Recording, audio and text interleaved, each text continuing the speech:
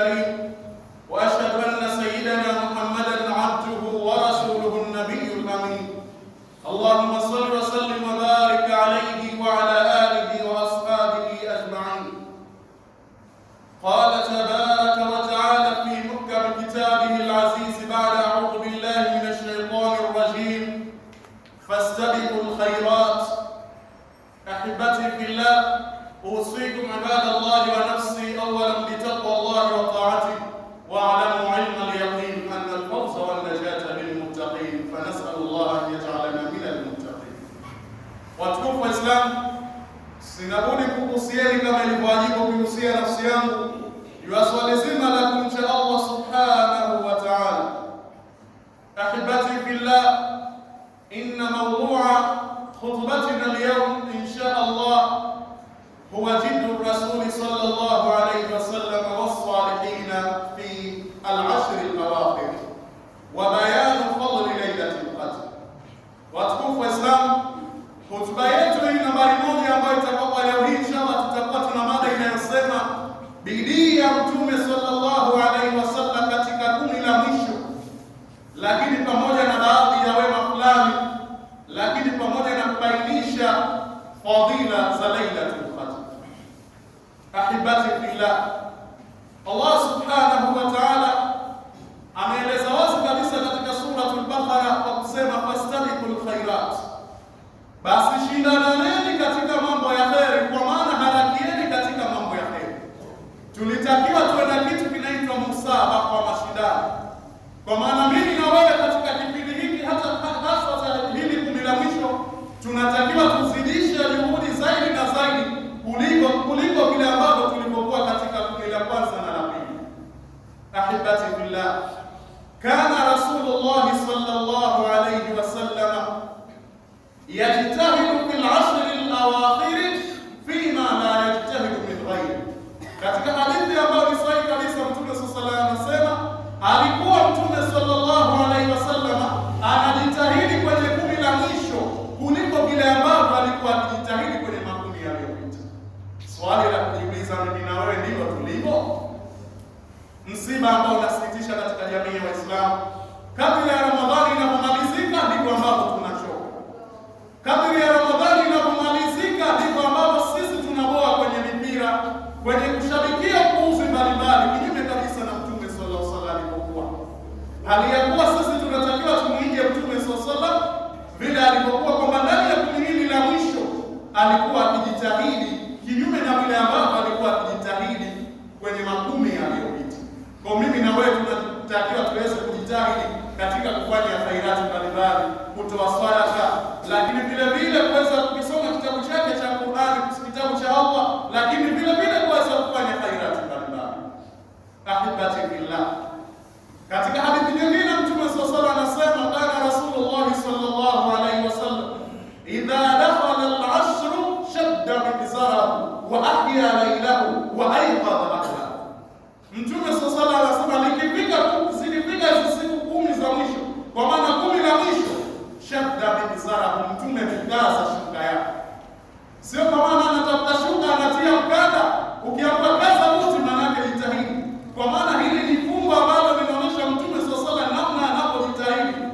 Si hivyo tu, ahya laylahu, na anakuisha usiku wake kwa kufanya ibada mbalimbali ikiwemo qiyamul layl na ibada mbalimbali, lakini wa ayqadha ahlahu, na anaamsha wake zake. Swali la kujiuliza, je, sisi pia vile tunaendelea kujiuliza swali la pili, lipo tulipo?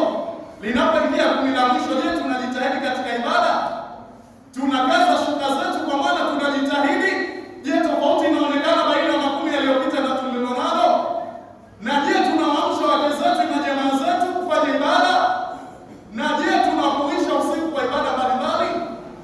Kwa tutajikutia kwamba wachache walio katika tabia hiyo. Wengi wetu ni watu ambao bado mpaka hivi sasa Ramadhani inatoweka na umri wetu unakwenda, lakini hatujielewi. Watukufu wa Islam, lazima tufanye mabadiliko katika 10 hili. Hili ndiyo 10 ya adhimu kabisa, watukufu wa Islam. Ahibati billah, katika hadithi nyingine, kana ya'takifu fil 'ashr al-awakhir min Ramadhan, alikuwa Mtume sallallahu alaihi wasallam anakaa itikafu katika 10 la mwisho la Ramadhani. Alhamdulillah, katika maeneo mbalimbali ndani ya nchi ya Zanzibar, bali na nje ya Zanzibar, kuna maeneo mbalimbali ambayo wanakaa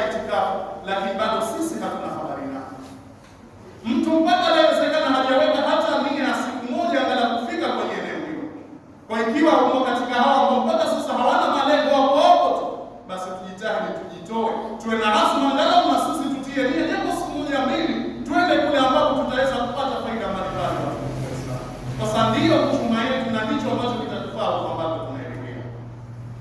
Ahibati billah, ma hiya lailatul qadr? Ni upi wa usiku wenye cheo?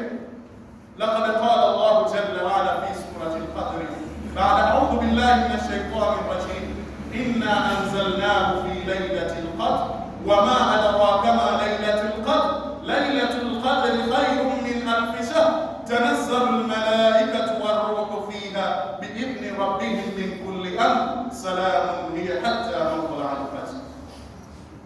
Kwa nini Mtume sallallahu alaihi wasallam anajitahidi katika hili? Ni kwa sababu zaidi kuweza kudoea kupata usiku unaitwa usiku wenye cheo, usiku ambao Allah subhanahu wa ta'ala kashusha sura nzima kuzungumzia inna anzalnahu, hakika sisi tumeiteremsha hiyo Qur'ani fi lailatul qadr, ndani ya usiku wenye cheo.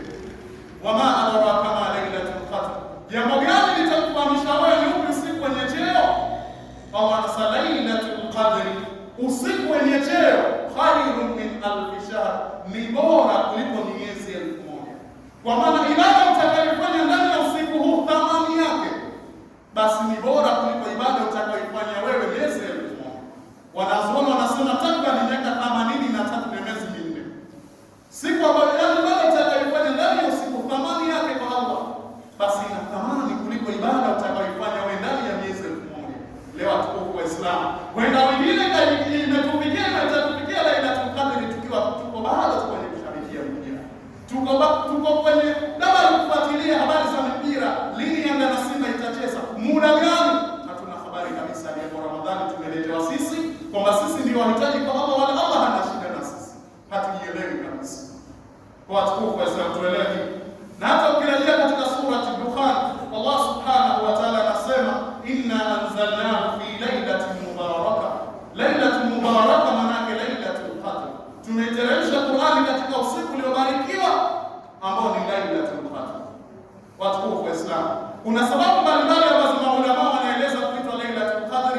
Wengine wanasema kwa sababu katika usiku hukadiriwa aqdar, yale matukio ni mipangilio mbalimbali ya waja, muda wa kuishi kwao duniani, muda wa riziki zao na muda wa mambo mbalimbali katika maana. Wapo wanaosema kwamba ni kwa sababu ya qadri na ile cheo chake thamani yake ndio kaitwa lailatul qadr. Kwa watukufu wa Islam, tusipoteze fursa hii. Kuna wengi tu walitarajia kwamba wataimaliza Ramadhani, lakini inawezekana siku moja tumezika maiti wawili, pengine hadi watatu. Pengine walikuwa na hesabu za siku. Kwa sisi Allah akatupenda mpaka muda huu tuliobakia tusichezee. Ni muda ambao adhimu tutumie vizuri kumwabudu Allah subhanahu wa ta'ala. Ahibati billah, kwa hakika wanazuoni wameeleza kwamba fadhila mbalimbali za Lailatul Qadr, na kwanza wamezungumza Lailatul Qadr lailatun wahida. Lailatul Qadr ni usiku wa kipekee.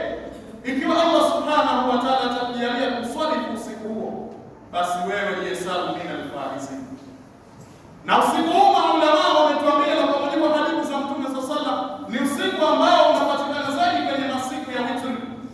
Kwa sababu katika riwaya hadithi ya Mtume sallallahu alaihi wasallam tamisuha fil ashr al-awakhir min kulli witr au fi witr, utafuteni usiku huu ndani ya 10 la mwisho katika siku za witri. Kwa maana usiku wa kuamkizia mwezi 21, ima usiku wa kuamkizia mwezi 23, ima usiku wa kuamkizia mwezi 25, ima mwezi 27 ambao ndio kauli ya maulama wengi, na kuamkizia mwezi 29. Utafuteni, lakini tuelewe tu kwamba Lailatul Qadr akhfaha Allah kaificha kwa hikma maalum. Kuna mambo kama manne Allah kayaficha, lengo liyajitahida almuslimu ala ibadatihi daima, ili Muislamu ajitahidi kumwabudu Allah daima, ikiwemo Lailatul Qadr. Pamoja na kwamba riwaya karibu wanazuoni walipojitahidi, lakini tuelewe tu kwamba Lailatul Qadr ni usiku ambao Allah subhanahu wa ta'ala kauficha. Lakini kama unafanya ibada kwenye 10 la mwisho kisawa sawa, basi siku bila shaka utafiri. Sawa usione dalili zake katika kufanya ile ibada, ima usizione.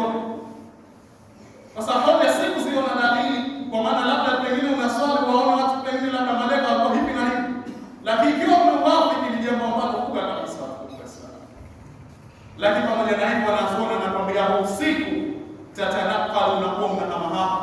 Hauko tu labda pengine usiku wa kuambukizia mwezi 21 tu au pengine 23 kila mwaka wanasoma unahamahama. Na ni madhhabi ya Washafi'ia na Wahanabila na kauli ya Wamalikia. Baadhi ya wanazuoni wamesema al-abtar, kauli yenye uzito ni usiku wa kuambukizia mwezi 27. Na ni kwa sababu Mtume sallallahu katika hadithi alisema kwamba utafuteni usiku wa Lailatul Qadr katika mwezi kuamkia mwezi 27. Baadhi ya wanazuoni wamechukua hadithi hiyo, na Ibn Abbas anatilia nguvu, anasema katika suratul Qadr ina maneno 30, 27 inaingia kwenye 30. Kwa hiyo wako baadhi ya maulama waliozungumza hivyo, lakini tufahamu kwa Lailatul Qadr zaidi kwa kwenye siku za autar witri ambapo Allah subhanahu wa ta'ala kaificha. Inawezekana kwamba leo tuko mwezi siku wa kumsikia leo mwezi 23, inawezekana ishapita ima haijapita, Allahu a'lam, lakini tunatakiwa sisi kujitahidi watu wa Islam. Ahibati fillah, kwa hili ni kumi la kipekee ambalo mimi na wewe tunatakiwa tujitahidi. Na usiku huu ukifikia unatakiwa uyafanye mambo mbalimbali ikiwemo kumwomba Allah subhanahu wa ta'ala, kwa sababu Bibi Aisha alimuuliza Mtume sallallahu alaihi wasallam, utawafiki Lailatul Qadr, nifanye nini? Niombe dua gani? Akaambiwa sema, Allahumma innaka afuwwun tuhibbul afwa fa'fu anni. Ewe Mola, wewe unapenda kusamehe, basi nisamehe. Bali unatakiwa ulete dua mbalimbali, adhkar, tasbih mbalimbali, kutoa sadaka hata usiku kama ule.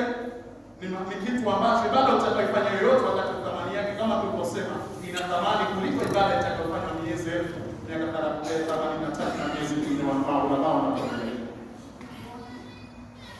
Ahibati fillah, Lailatul Qadr laha alamat. Lailatul Qadr ina alama ambazo kwa mujibu wa hadithi sahihi za Mtume sallallahu alaihi wasallam tumeelezwa ziko alama ambazo watu wanazizungumza hazina mashiko ya msingi. Alama hizo tunaambiwa kwanza, katika alama upande wa usiku, takunu samau sawiyatan, mbingu zinakuwa ni safi kabisa, sakina, zimetulia kabisa. Waljabu mu'tadilu, na hali ya hewa iko kati na kati, haina joto wala baridi, inakuwa katika hali kama hizo. Lakini wewe kama unakuwa mwezi unadhihiri min shaddi jahannam, mfano wa kipande cha beseni kilichokata, inakuwa hauko kawaida yake, kama kipande hivi unakuwa unapokuwa mwezi. Wala turashuhu, wala huoni yale majinga ya moto tunaita vile ambavyo wanakuwa mashaitani. Kuna vitu vya namna kama moto fulani ambao wanakuwa mashaitani wasema mbinguni, huoni kwenye usiku huo. Bil hadithi sahihi, kwa mujibu wa hadithi sahihi ya Mtume sallallahu alaihi wasallam tunaambiwa hivi. Hizo ni dalili za upande wa usiku, mbingu zinakuwa safi, hali ya hewa inakuwa kati na kati kabisa, lakini pia huoni unakuwa ni usiku ambao umetulia kwa kweli watu wa Islam. Ahibati fillah, ama dalili nyingine kwa upande wa asubuhi yake, mfano tujalie leo, mfano ilikuwa siku unapita na Lailatul Qadr asubuhi yake, basi kikawaida takhruju shamsu min ghairi shu'a'i, hutoka lile jua bila mionzi ambayo ni kali, linakuwa kama umanjano. Na hii ni kwa sababu ile harakati ya malaika, ule mwendo wa malaika unakuwa unazuia ule mwangaza wake, na linakuwa kama toast, kama beseni, mpaka lipande hivi ndio ambao unakutia liko hali yake ya kawaida. Lakini inatoka kama liko dhaifu, kama linauma, unajua sio kwamba leo jua linapotoka sio hali ya kawaida. Sasa ni jua